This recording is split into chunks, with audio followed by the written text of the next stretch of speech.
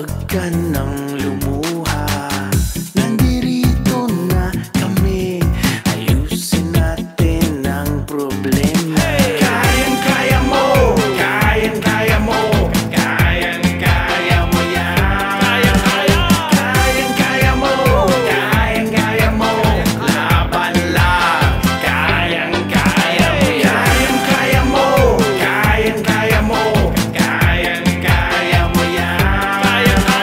Kayang-kaya mo, kayang-kaya mo, laban lang. Kayang-kaya mo yan. Isang magandang hapon po, Pilipinas. Welcome back sa inyong paborito programa tuwing Sabado ng hapon ng Kaya Mo Yan sa DZRH. Magandang panahon. Kasamang Emer. Kasama ko rin sa studio ngayon. Magandang hapon sa iyo, partner. Yes, good afternoon, Chairman Ricky Happy Alegre. Yes, sir. Happy Guwo afternoon. Guwo afternoon. Oh, alis ka na dyan. Yeah. Alis na. Ayan na.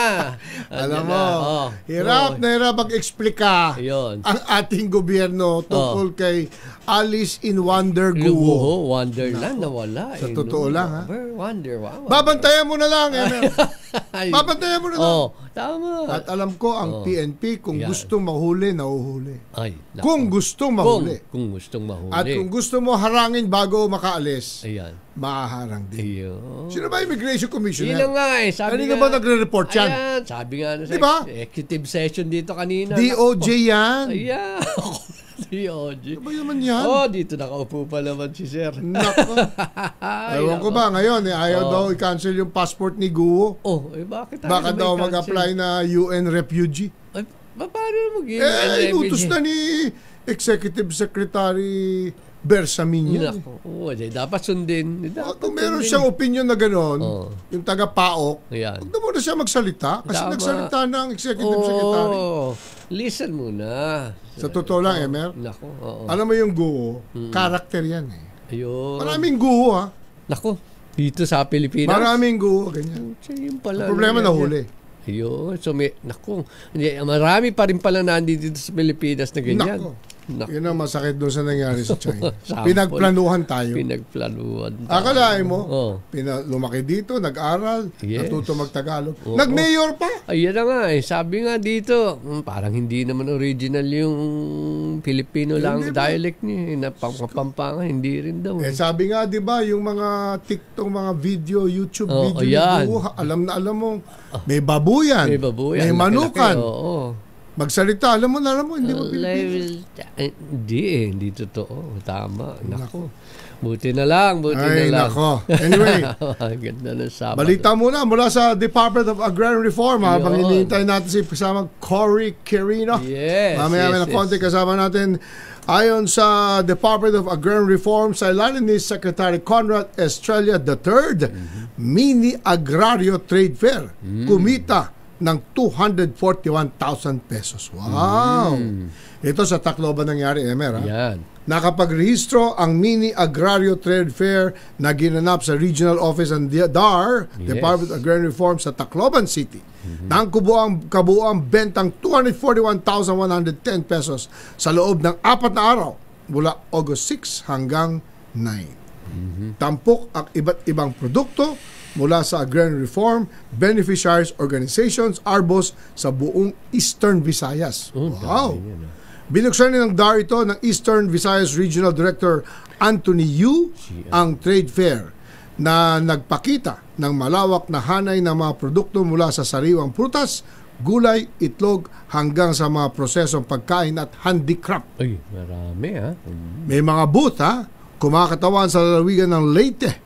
Ang nagtala ng pinakamataas na benta ay 73,648. Sinundan ng Western Samar na may kabuang bentang 43,322. At iba pang mga lalawigan ay nakapagtala rin ng makabuluhang benta mula sa Northern Samar, 36,210, Eastern Samar, 33,075 at Southern Leyte na may 30,970 at Biliran na may 23,885. Ito, binanggit ni Ronelo Jose Zamora, hepe ng Program Beneficiaries Development Division, kabilang sa mga pinakapatok na produkto ang mga sariwang prutas, yan, gulay, Yun ang gusto ko.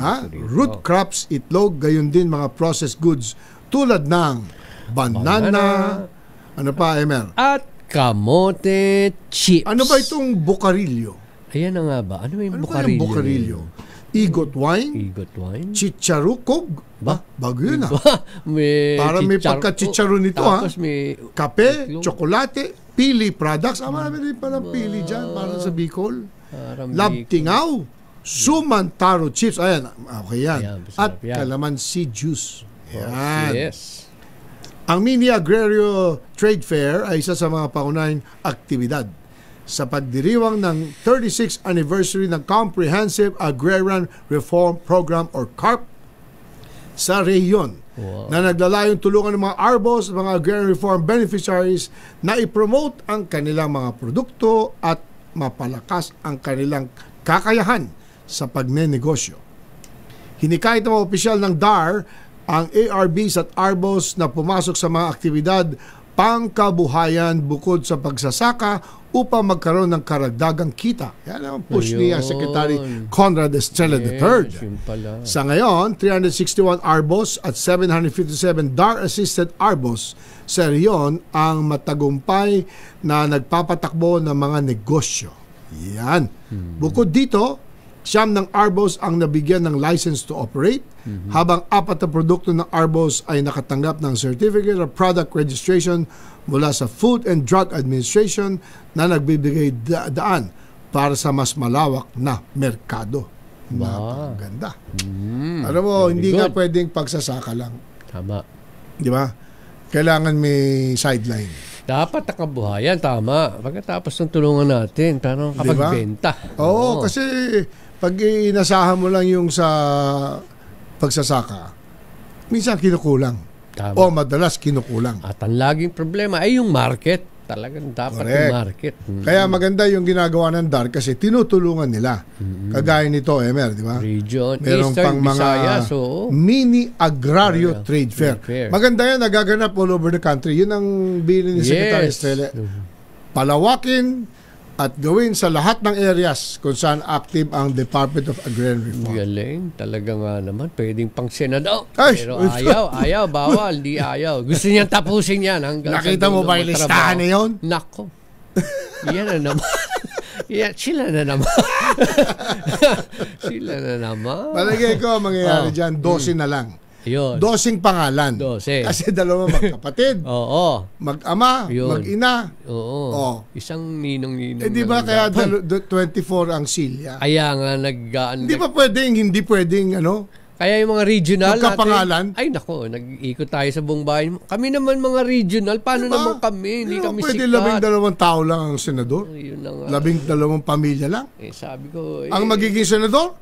nako, dapat mag-guest kayo sa mga teleserye. Pero, Hindi, dapat may dyan na bakit ganun? isa ka lang. Dapat, isa lang. Hindi ba pwedeng panukala ng Hindi, batas? pag sinabi ni Jingo, hindi ko naman kapatid si JG. Di ba hap-hap yun? Oy. Isa ama. Kapatid na kayo pagka Diba? ganun. Di ba? Dapat, siyempre. Dapat siguro pag-aralan ng community. Pag-aralan yan, nawawa naman. Dalawa na naman. 110 million Filipinos, 12 lang pamilyang nasa Senado. 12 nga, tama. Meron nga ba yun? pala mag-ina, magkapatid.